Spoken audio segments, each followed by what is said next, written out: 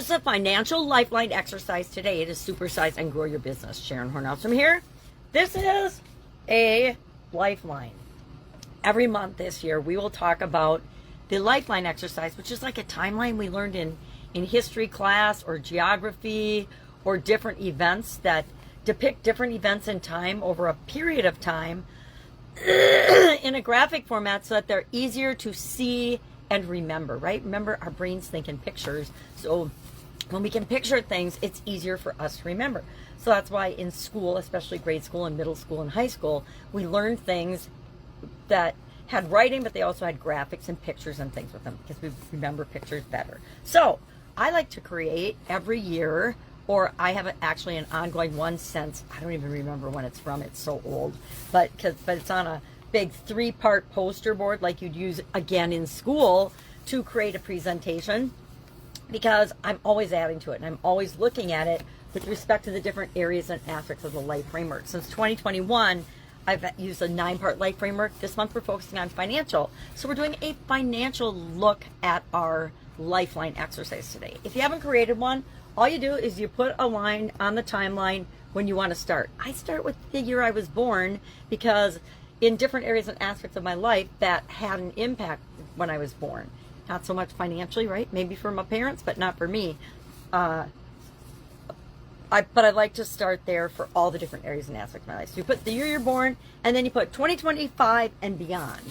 You can see I've used this graphic for a while because I think I've got 2020 on it, 21, 22, 23, 24, and an arrow meaning 25 and beyond. I haven't even written 2025 on it yet because I don't really use this one. I use my big one. But the point is, we're going to look at, and for your business, I would say you could, when I started my business, or when I had the idea that I started my business, and then all the things leading up to it, and then when I actually launched it.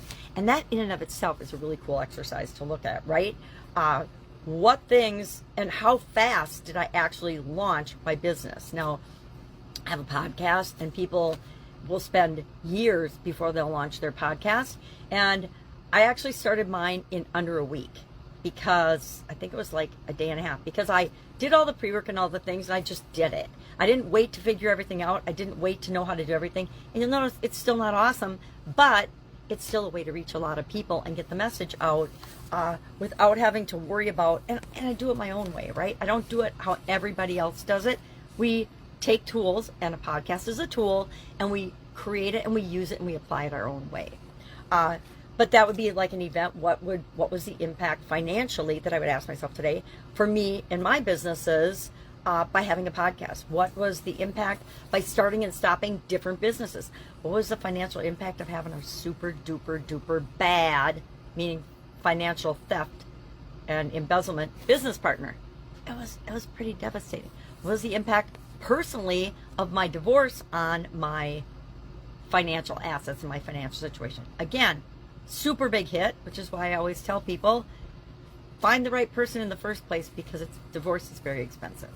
But what we're going to do is look at key milestones and events in our business life, and we should have a timeline for our business anyway, because we can use that tool to communicate, to bring more people into our business, to find financial backers and things. It's a really powerful tool that shows we're keeping track of and documenting and paying attention to the creation and the growth of our organization. So today, I challenge you to look at your business timeline, especially through the lens of financial health and well-being, and then share in the comments below one thing, one epiphany, one aha that you have about looking at that.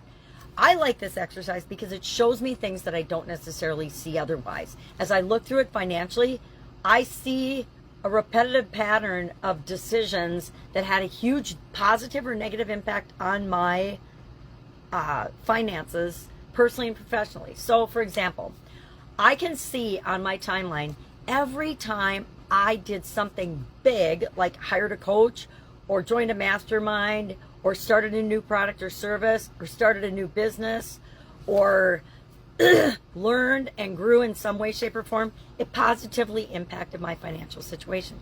Every time I was afraid or I made a mistake, it constricted and focused on that mistake. The longer I focused on it, the longer I stayed stuck.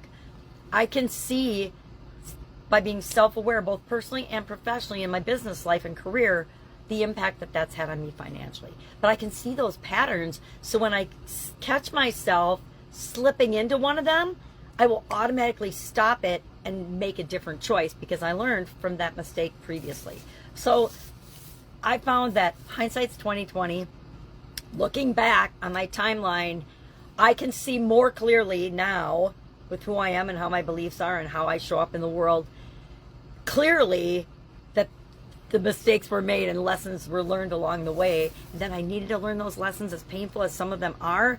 And as much as I wished I hadn't done, picked that business partner or married that person, there's always positives and negatives of every situation. And we filter through and get to decide what those are.